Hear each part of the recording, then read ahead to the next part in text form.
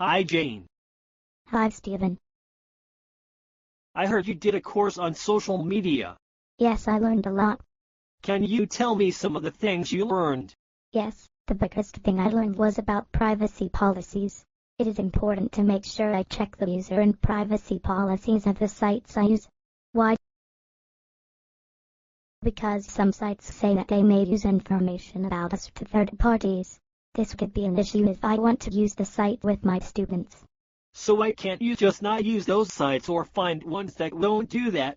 Well, I guess I could, but then there would be very little that can be used for students. So what can you do?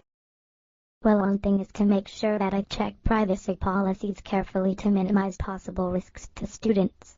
What if you want to use a site that uses personal information of your students?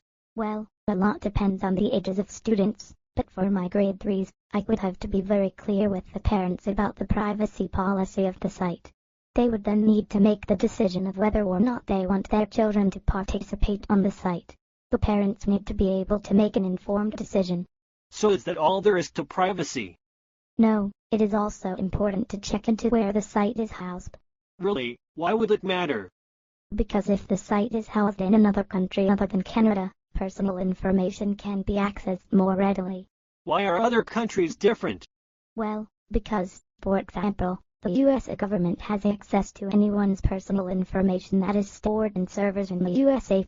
Wow, well how is it different in Canada? Canadian servers have the strictest privacy laws.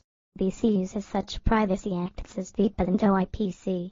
It is not as easy to have access to personal information from servers in Canada because they usually adhere to Canadian privacy policies. This is also interesting. Thank you, Jane. You are welcome, Stephen.